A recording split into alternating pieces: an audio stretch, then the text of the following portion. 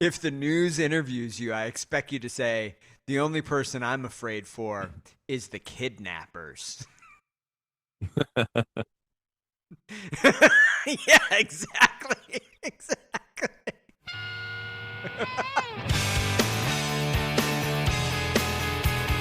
Welcome to Backtracking, the show where three old friends take a second listen to classic bands' influential albums, track by track.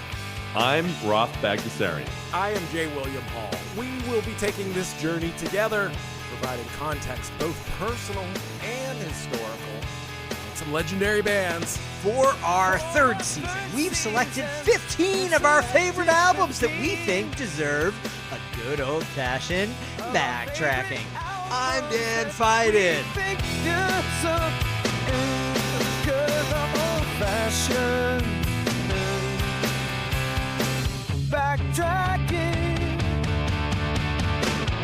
Backtracking is the greatest podcast. Raph and JW and Dan make this podcast every week. Backtracking is the greatest podcast. Get ready for podcast action. Guys, I Dan, can't nice to believe meet it. you. Holy cow, we're here again, the three of us. It's almost like, It's how weird do how you this get keeps happening. Before we begin, can I ask you guys, how was your week? How was it? Good? amazing? Oh, It flew by. We're It still flew here. by. That's good. Long week, hard week. Yeah. Long, Yeah. hard week. Yeah. It was. How about you, Roth? How was your week? Oh, not so good. I mean, how much time do you have? Let's not bring it down, buddy. Let's all right. let's spend the next week talking about last week, minute Hey, guys. by minute.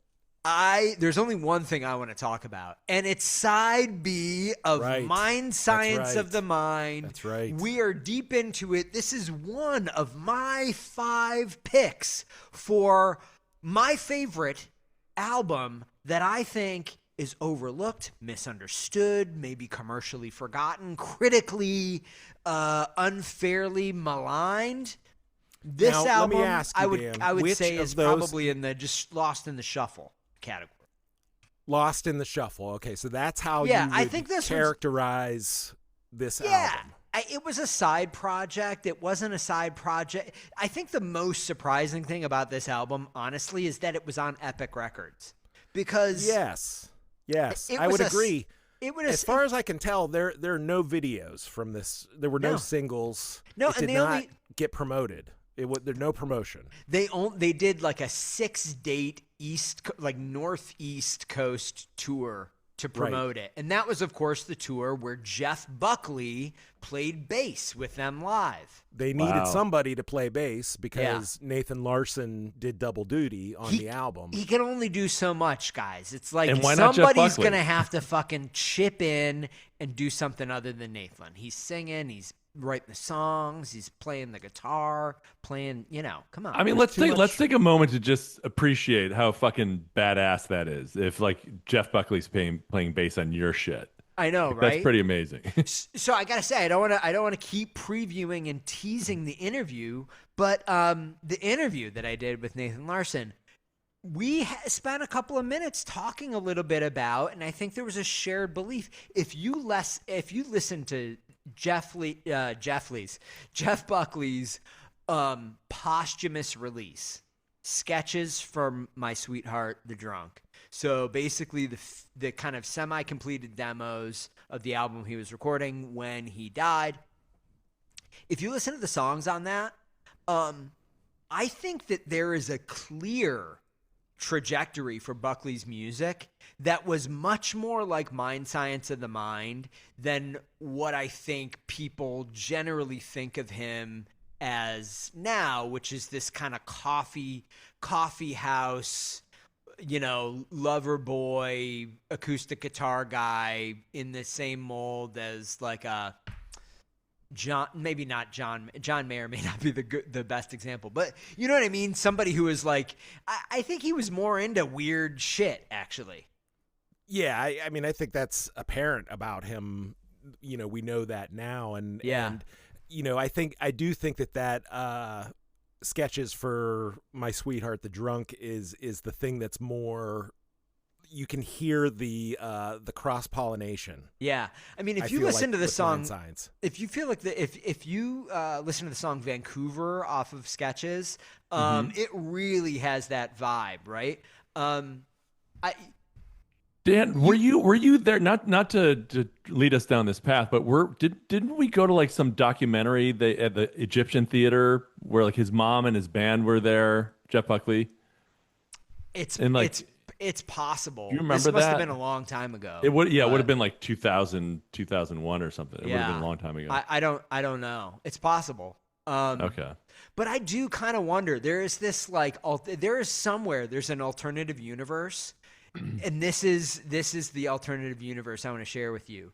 Buckley ends up hooking up with Nathan Larson to play guitar in his band, and that kind of becomes the core of something.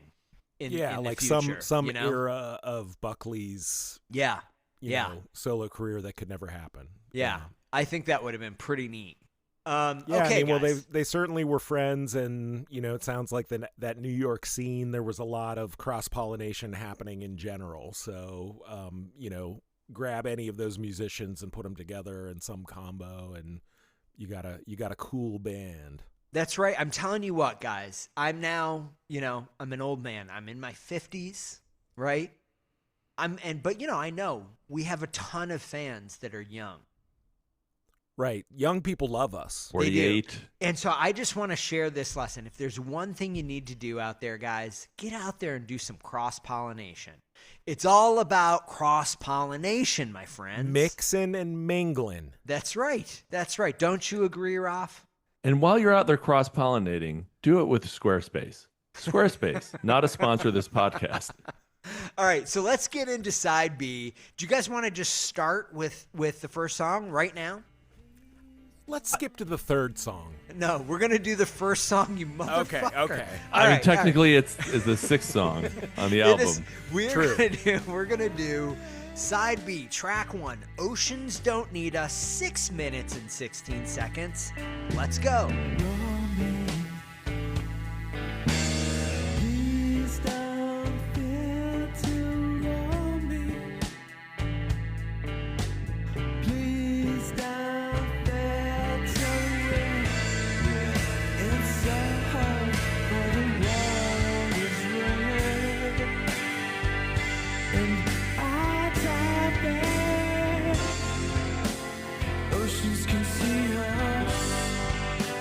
Just don't care for any other girl on this side and the other way. She's seen us through the rain. That was a doozy. That was a doozy, Roth. Thank you for stealing the words right out of my soul. Now, who wants to start? You told them how long the song is, right? 6 minutes and 16 seconds. Yeah. Now add 50 seconds to that, and No, how it'd be long six, is six, it? Six, yeah. But then it would actually be 7. Yeah, but if you're doing 6 minutes and then right? anyways, never mind. That was ill-conceived. Yeah, it was. All right, so listen, now that you've got the mic, Roth, do you want to start us off? You want to tell us how you feel about this track? Again, and I did come into this, not like an ardent fan of Joan Wasser, but like, having seen the documentary and having an appreciation for her as an artist, this one opens up with her a melody that is on the violin. It's very haunting. It's almost like downright. It doesn't. I'm not saying it sounds like it, but it's almost like, Necromancer or Rhyme of the Ancient Mariner. Right? Yeah, it's in that category. It has a. I mean, in one way, I mean, if you're. It has this kind of oceanic sway to it, which I think, is interesting given the name of the song, but it does have this like sweet sway to it.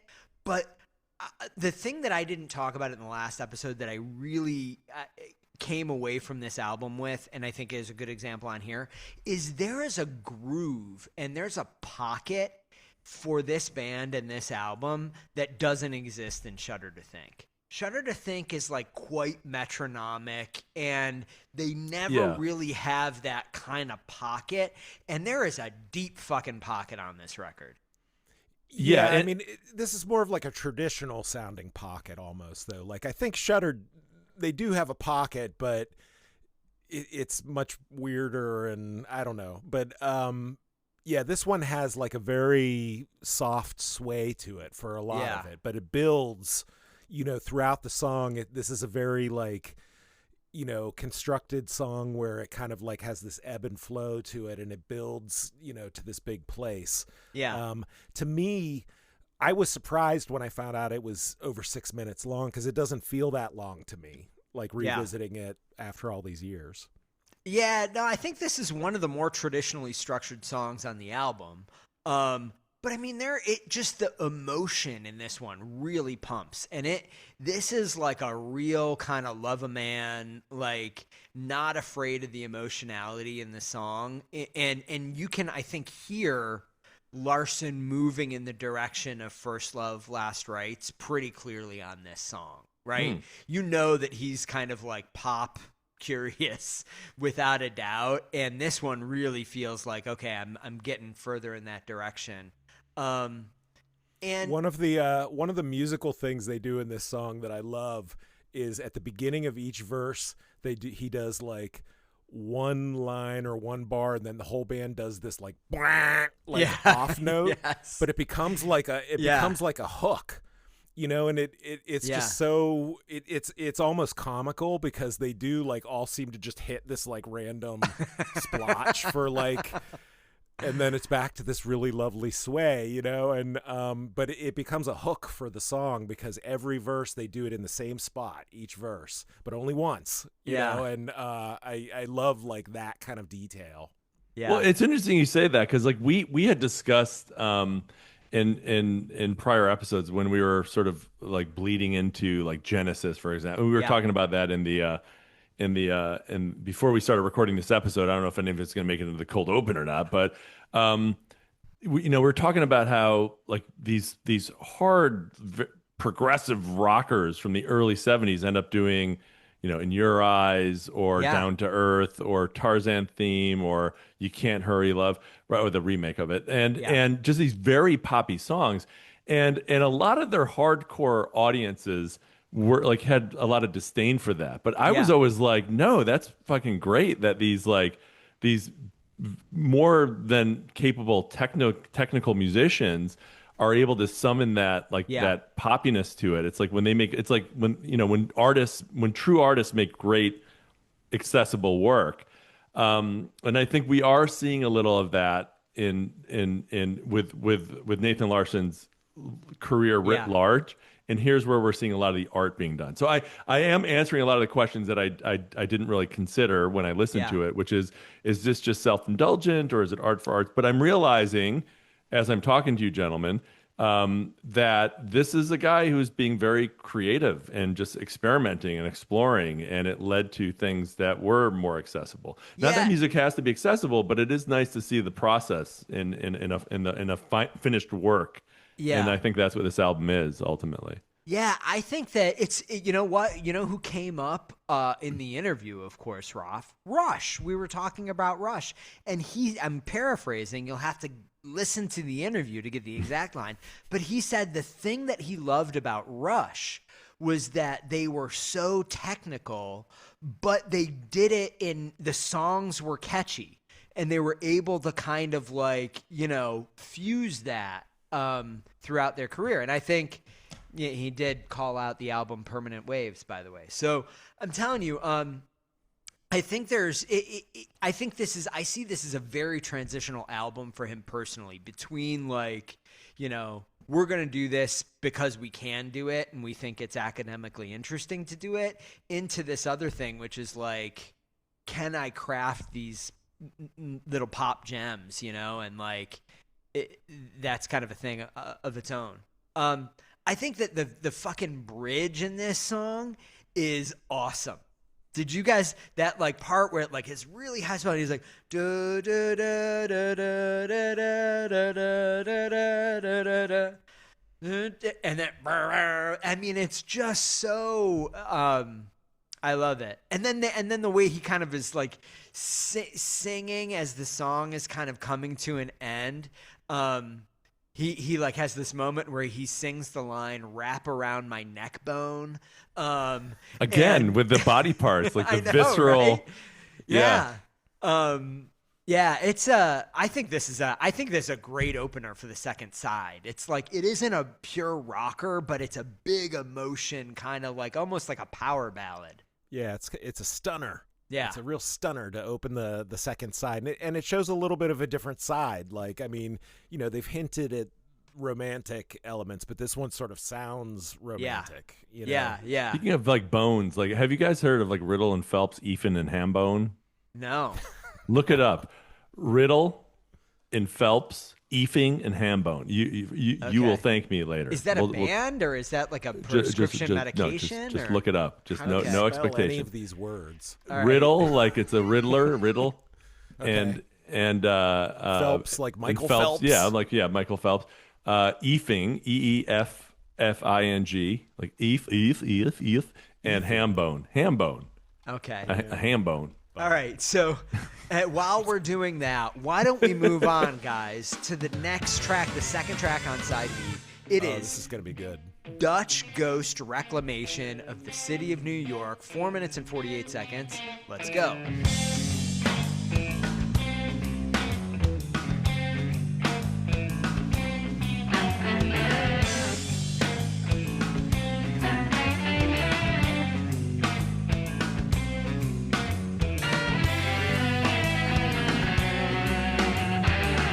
All right, guys, I'm going to just start with this one. No lyrics. There's no vocal line. There are some utterances in the background, but other than that, it's an instrumental. I am going to say this is jammy. This feels jammy. I think it's filler, if I'm being honest. I don't dislike it, but I think if there's one song that feels like it's included on the album just because it is, it would be this one. Interesting parts in here. I think there's this like, you know, kind of bass driven section that I think kind of works. And I think honestly the bass is what holds this song together, but it's a little too jammy for me. The thing I appreciate about an instrumental jam, Yeah. if it truly sounds, you know, like kind of a jam, is you're really hearing the band together.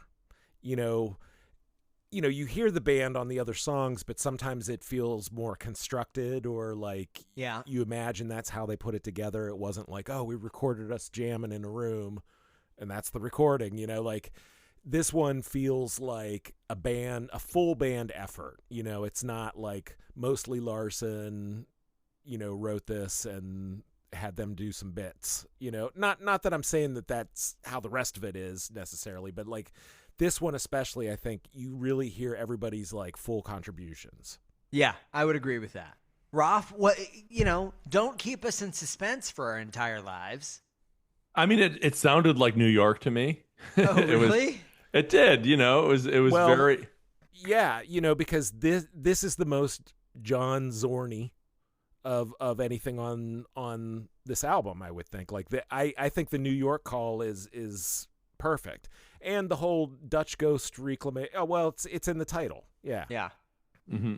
Is that what you meant? It felt New York influenced, or it literally sounded like New York? It literally sounded like New York. Yeah. Okay. and keep in mind, like I'm also I'm very into New York City history. Like when it was, I don't know if they're talking about. I mean, it's more of a title than obviously lyrically in this song. Yeah. But like Dutch Ghost Reclamation of the City of New York. What does he say? I mean, just look at the titles. What are they saying with that? Because, you know, New York used to be New Amsterdam, right? And Reclamation, like, are they reclaiming it for the Dutch?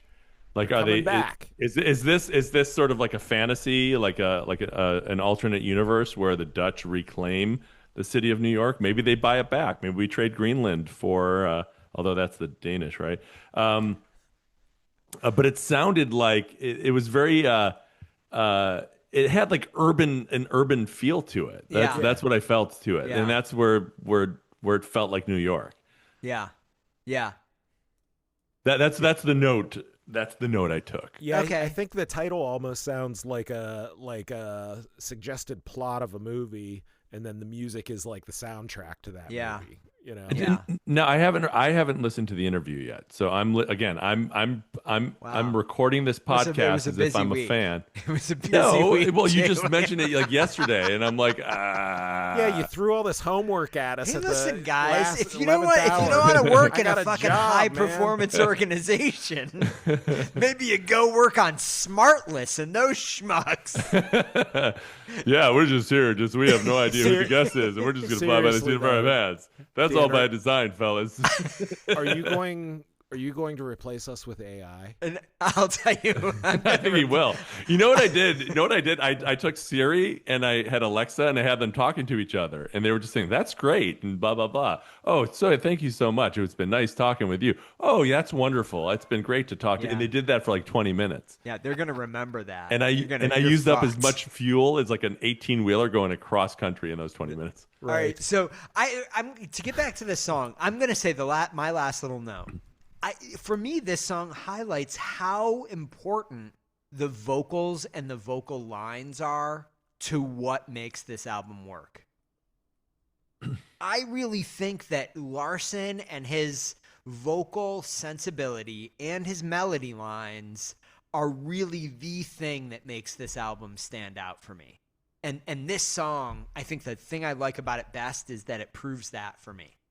What do you have to say about that, Jay William? I disagree. I just think that this shows a different side of the band. This is the band just like jamming as musicians. They have this, circular riff that they're just trying different things over.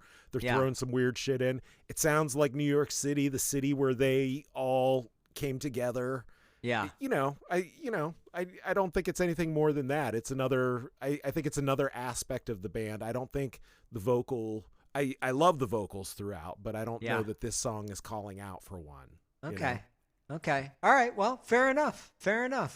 That was I probably got more out of it as without the lyrics. Really? Okay. Yeah. Interesting. Now it does kind of bring up this question. We've talked about the Well, you lyrics said that a in a lot. judgy way. Are you judging me? Yeah, I'm judging. I'm always judging. All right. Raph, you've known me for 40 years.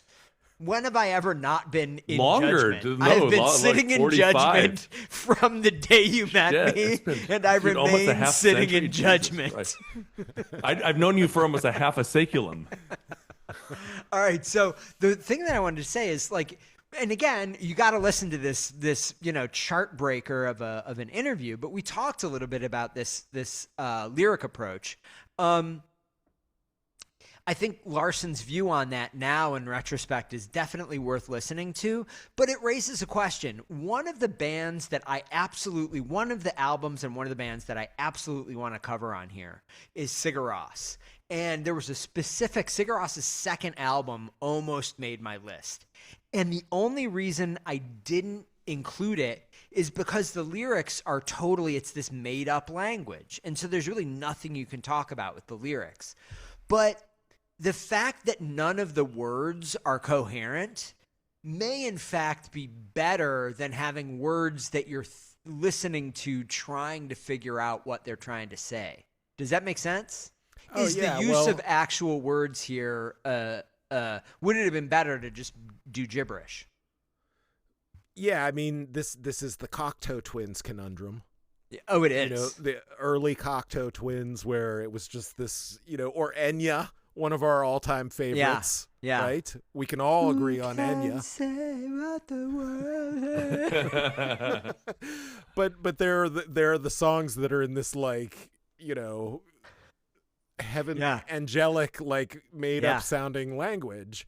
Yeah. And but yet in the midst of that, there are sort of little hooks, and you can kind of sing along to it. But so wait, you mean to tell me that Enya is not saying "Sail Away"? That's just no. Some of her songs are, but there are others where she's oh, It's just like, I don't know what language this is, if it's a language. Yeah, she sang in like Gaelic. And we're sailing, and we're sailing, and we're on the high seas. Not and that we're one. sailing. She did some English language as well.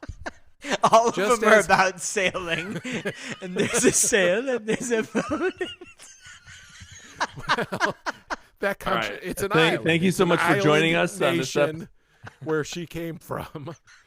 But, Cocteau Twins later on, they started doing like intelligible lyrics. Michael Stipe, Yeah. REM, a lot of the early REM allure is this mystic sounding language. You're only picking out a word here and there, Yeah. suggestions of meaning, you Yeah. know.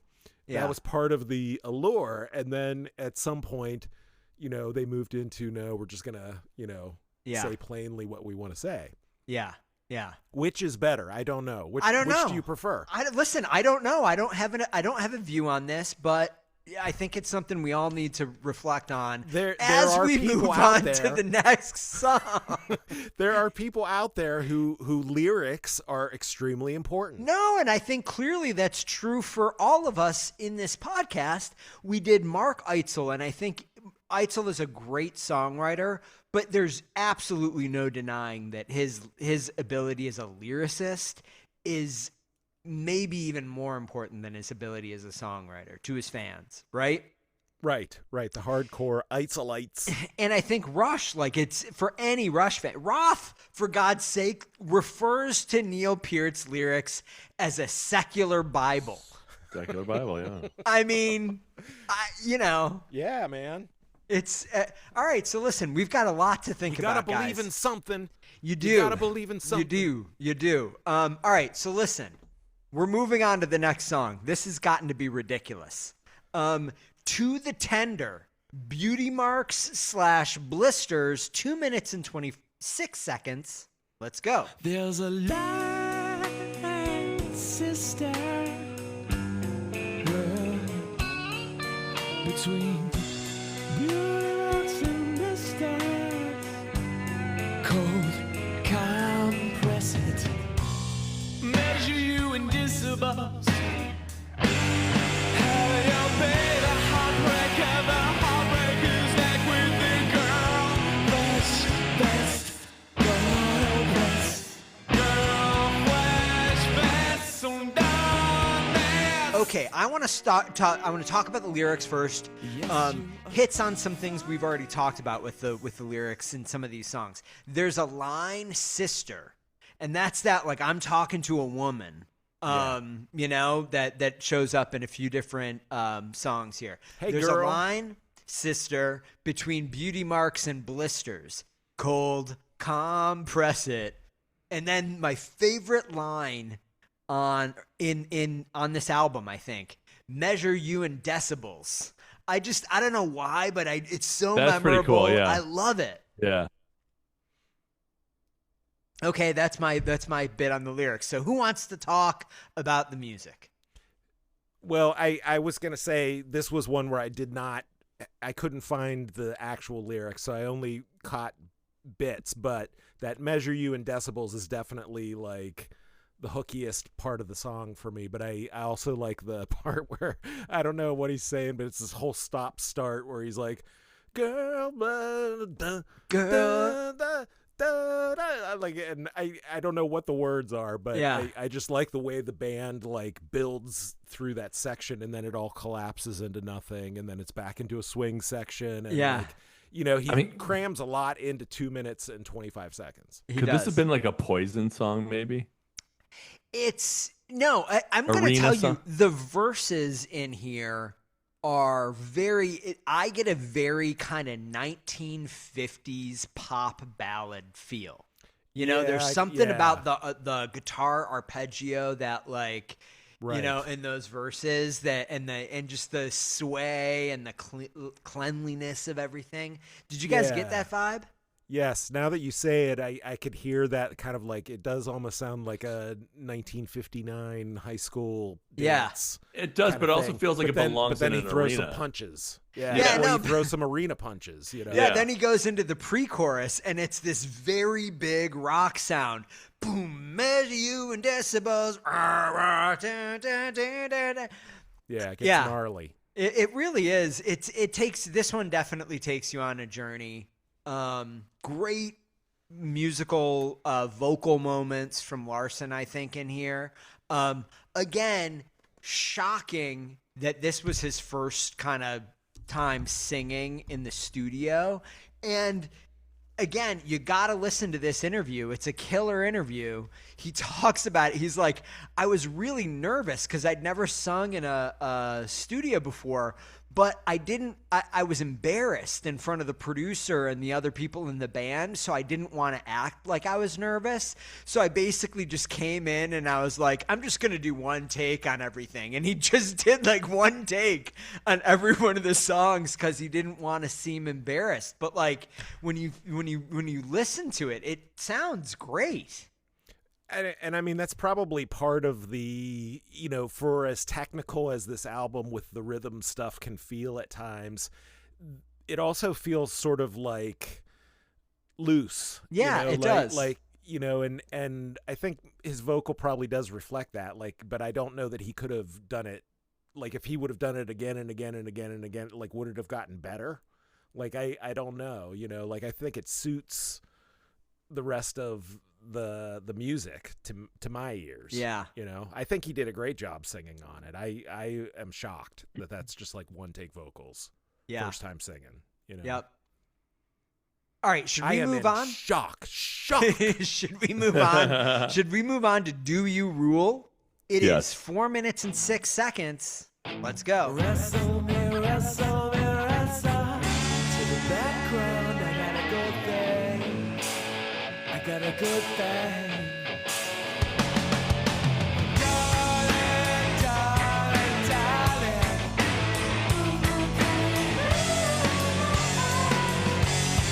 A sudden kisses. Oh, darling, darling, darling.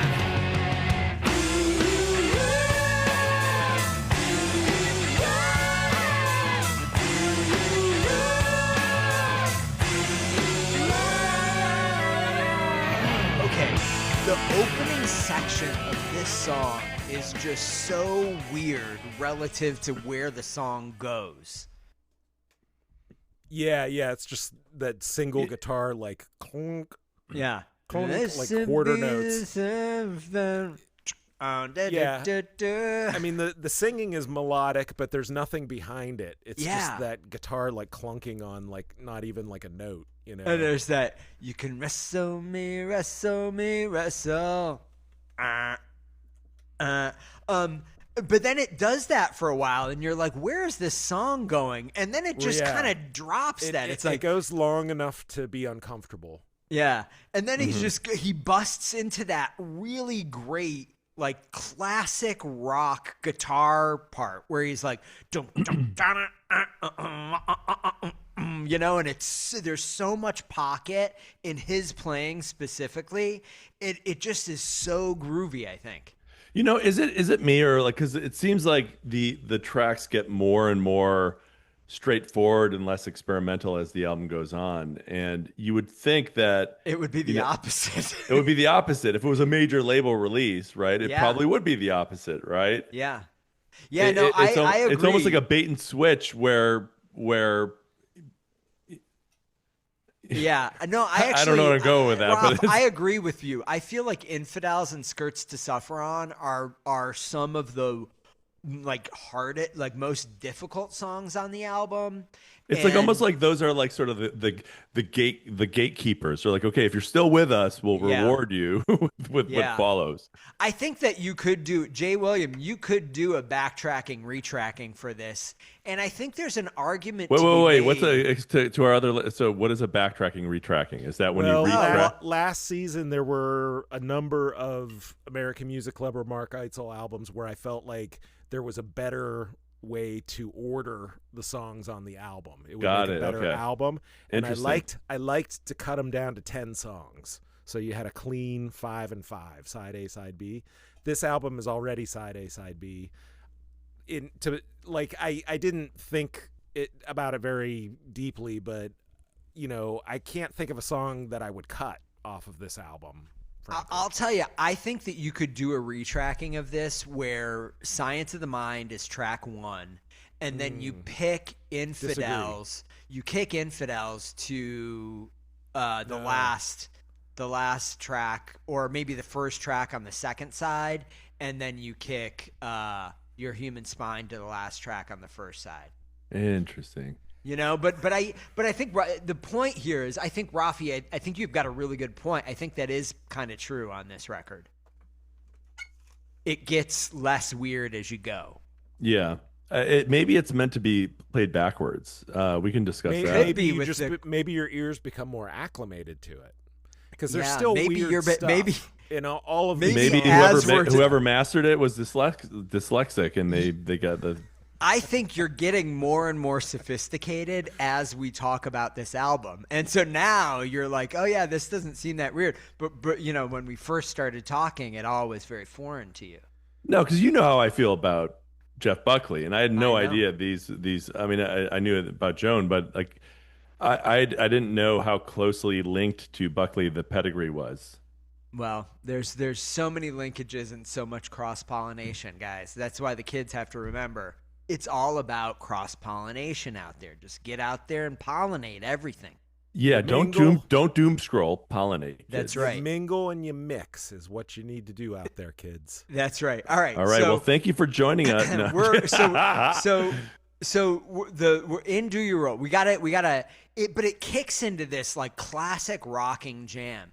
And then this is very Jay full Williams. sound. That's what I liked about it, was the full sound and backing vocal. It was Yeah. Yeah, it almost is like a Rolling Stones like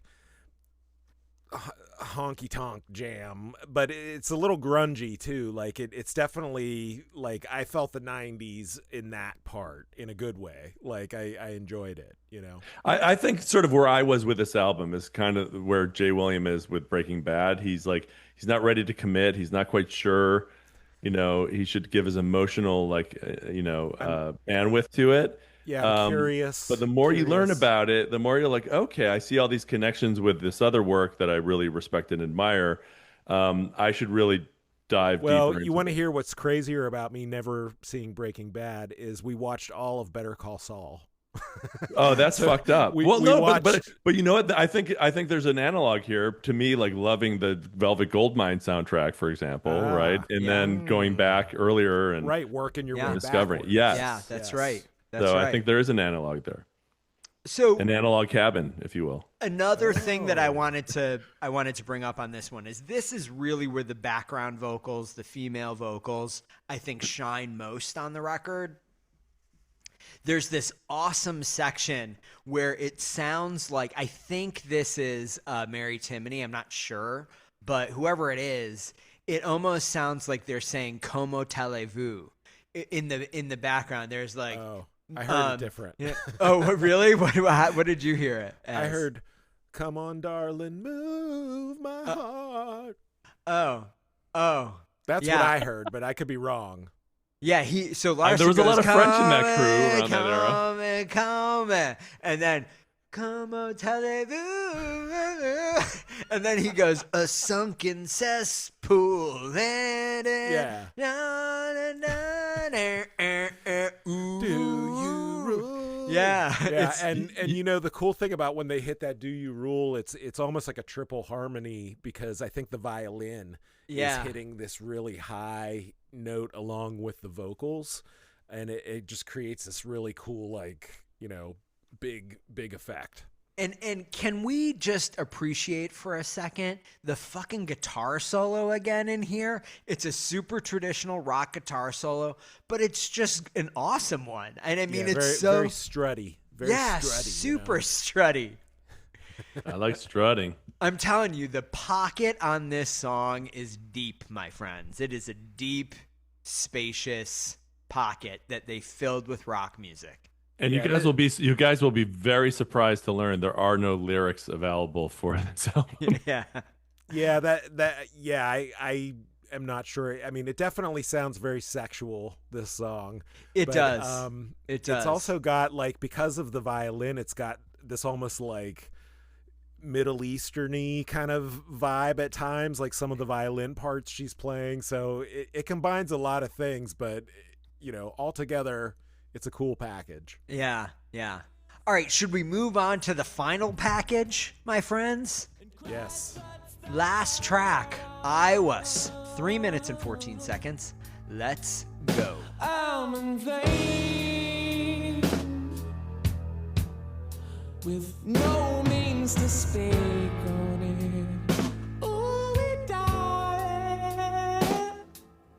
Oh, I don't wanna break.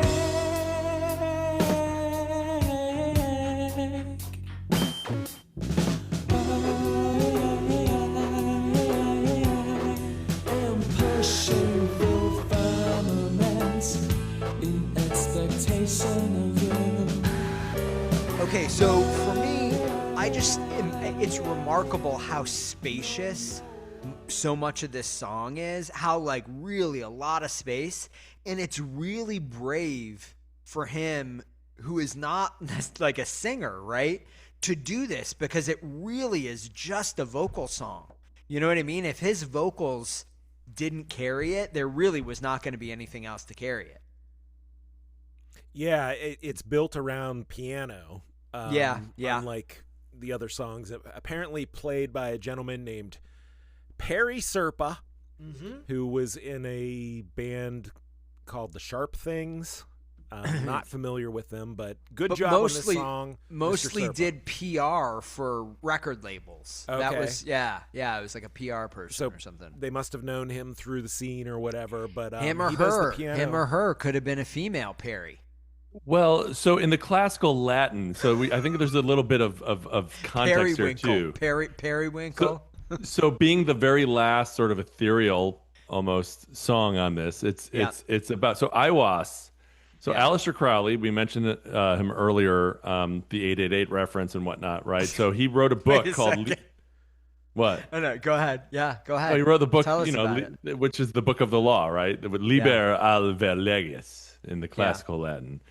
And it was dictated, or at least so he said, it was in 1904, which is of the era of the album art, right? So I think that's him as Aleister Crowley, by the way. I think as we get to the end of this album, we're sort of understanding the album art, because he kind of looks Aleister Crowley-ish, right? Okay. Yeah. Okay. But by the way, there was another personality around that time, Peter Warlock, who is a British composer who composed a lot of sacred music for the British Church, the Anglican Church. His name wasn't Peter Warlock. He used that pseudonym to sort of, I don't want to say taunt, but sort of give a nod to the occult interest he had. Yeah. Fascinating person, up there with Aleister Crowley. Anyways. Okay. And he kind of, you know what he should have done to make it better if he had changed his name to Peter, Warlock. It was like his job title. Then it would be like, whoa, he's a warlock, Not if your last name's Warlock, it's just like, oh, that's an unusual last name. But Peter Warlock was also, he died at age 36, but he also had a fantastic mustache / goatee. He was like very Vincent Price looking. Anyways, so Aleister Crowley said that the book was dictated to him by a beyond human or beyond the ether human being named Aiwass. Yeah. Right. So, wow.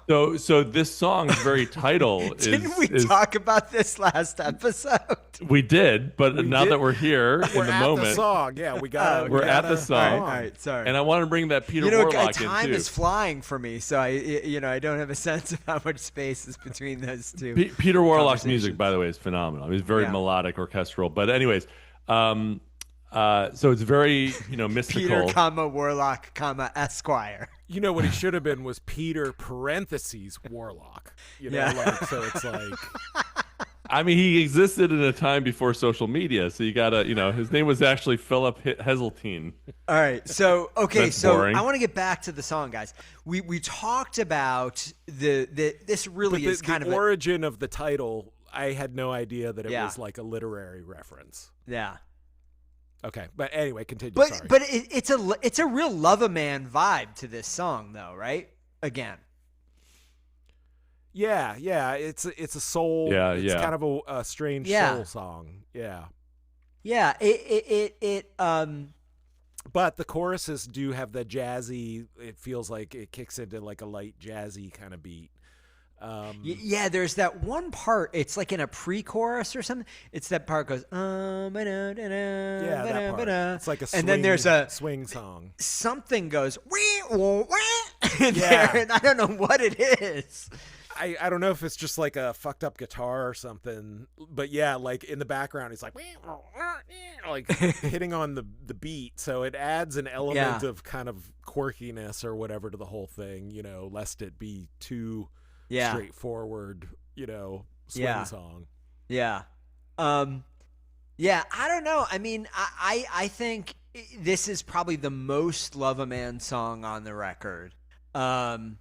Obviously, there are moments of progginess or math rockiness or Shudder to Think type stuff that pull you back from that a little bit, or like there, creates a little bit more distance for the band, so they don't have to really be comfortable in like pure Love a Man stuff.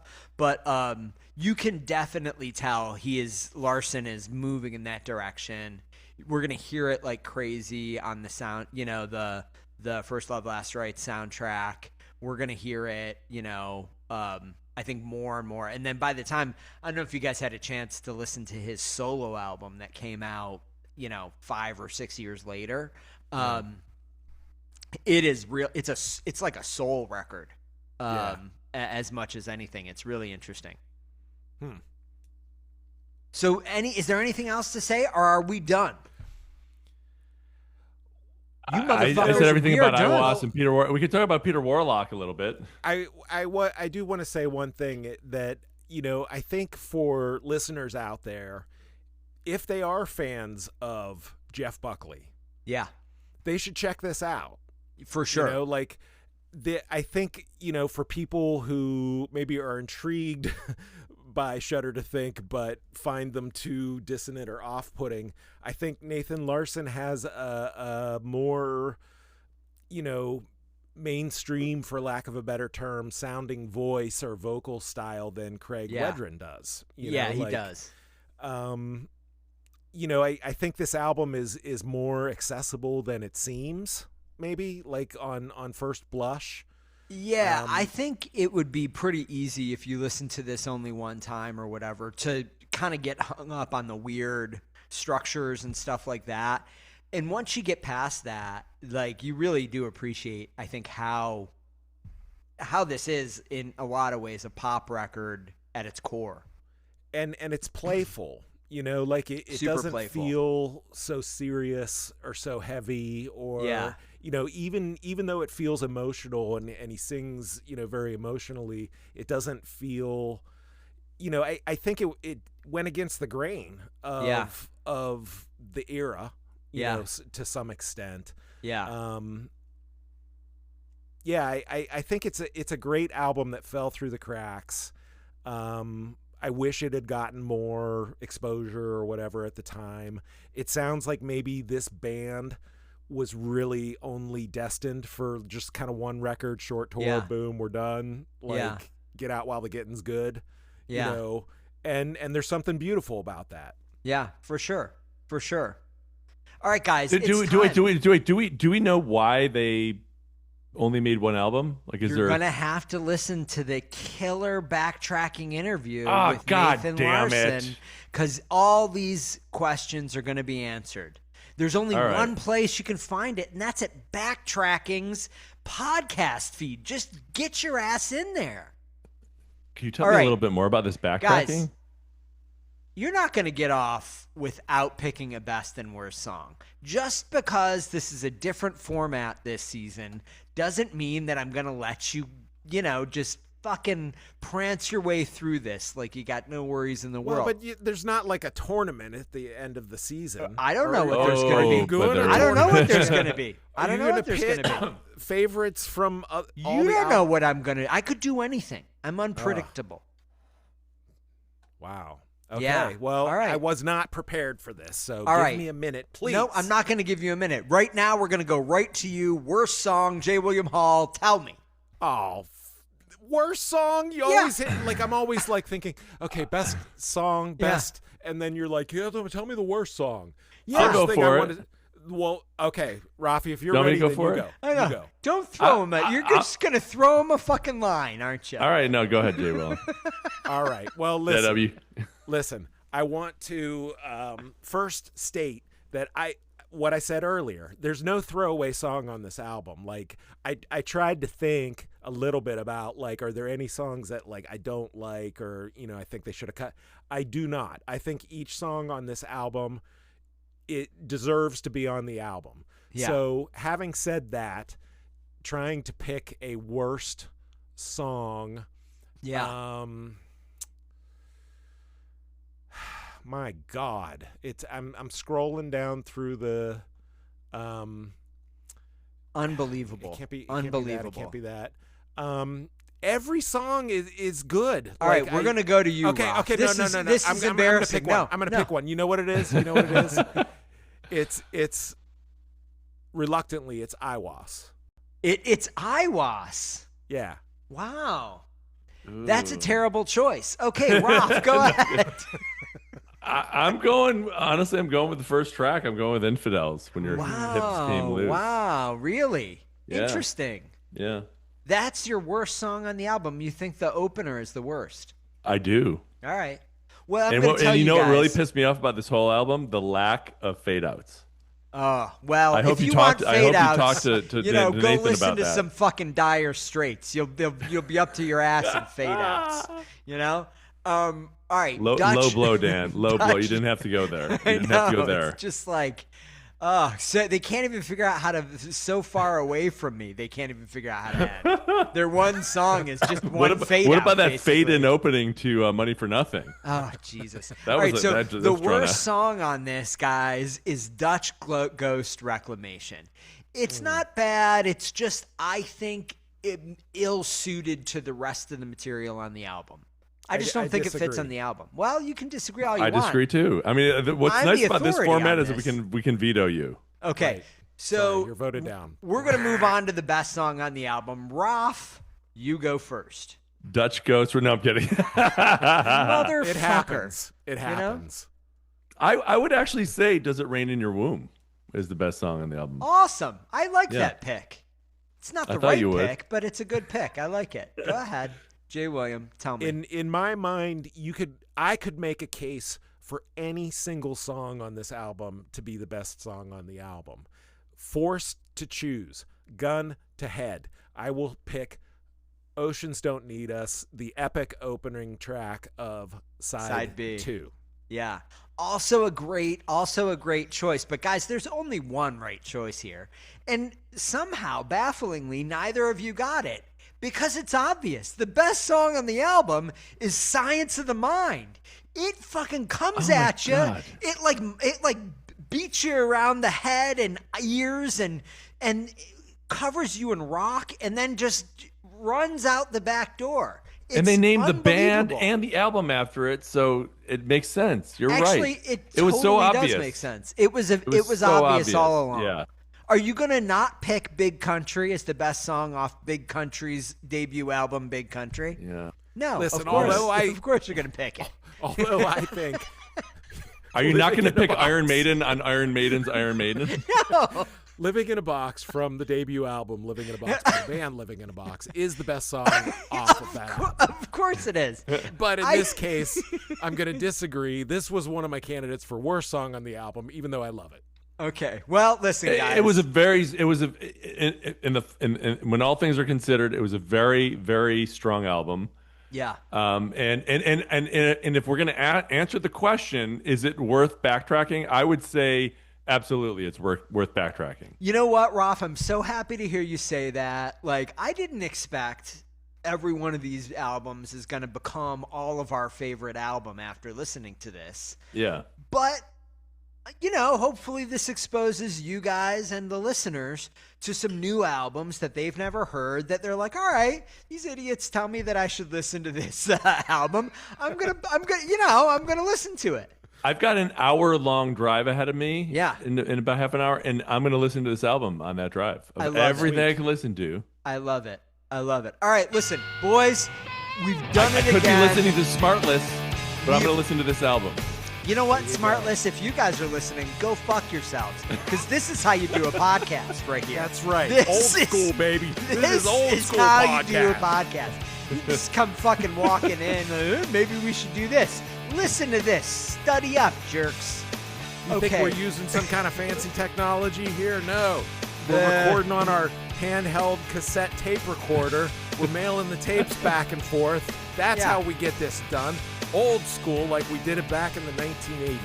You want to know who our producer is? It's the sweet Lord Jesus, okay? We don't need Aiwass. anybody else. We summoned Aiwass to tell us what to do. Aiwass is telling me what to say right now. And Aiwass says it's time to go. So All right, tell so the guys, folks where they can listen, find us, Dan. Thank you guys so much for listening. All you have to do is hit like, hit subscribe. There's no Patreon, so don't even try to send us money. We don't do it for the money. We don't want your money. Please stop sending us money. That's right. That's right. We just want you to get better taste in music, for God's sake. Enough Hey, of the if you want to bullshit. spend your money, send it. Buy the albums that we're talking about That's on right. the show. They deserve to be more widely heard. Those artists deserve the money in the pockets. They do. That's right. I would say U2 and Sting, you don't necessarily have to buy those albums. If you want to illegally get them, that's but, totally you know, cool. in the Certainly case not of this, Metallica. Certainly not Metallica. Don't you dare fuck with Metallica, otherwise you get your ass No, sued. Don't go there. The Don't go there. links for, you know, how to get this record, how to listen to Nathan Larson's other projects. There's a new Shudder to Think album that is being recorded as we speak. Very excited. Do Very all excited of for that stuff. And then just go to Instagram. Follow us. It's Backtracking Rocks ROX. You'll see Twitter. lots of glamorous photos of us, like different poses. Yeah. You'll really get to know us through That's right. our profile and all of the photos on Instagram. Yeah, that's right. And then after that, you go to Reddit, find us there, Backtracking Rocks ROX, Gmail, Backtracking Rocks ROX at gmail.com. Do all of those things. We are going to be back next week. What are we going to be back covering next week? I don't know. We're But still gonna figuring be this doing out, it. guys. We're only We're 3 good. seasons and we're figuring it out. We're going to spin the wheel offline. You'll That's find right. out when we find out. Spin the right. wheel, We'll Bare Naked post Lady it. song. You know what we'll do? We'll post it on the social media in between episodes so that we actually post something in between episodes. There you go. It's a plan. This is our You know social what? media plan. This Yeah, is listen. how you do it, kids. Sometimes you just gotta vibe your way to right. You know what I'm saying? I know. The clock twice a day. That's is right. Right on the money. You know what I mean? All right, guys. Broth, you go off, have your Korean food. Jay William, you go do what you're gonna do. I'm gonna go do what I'm gonna do. And then you at home, just do what you're gonna do. Go do what you're going to do. I think that's a good philosophy. Do it now. All right, guys. Thank you very much. Bye-bye. Bye-bye. Backtracking is the greatest podcast. Raph and JW and Dan make this podcast every week. Backtracking is the greatest podcast. Get ready for podcast action.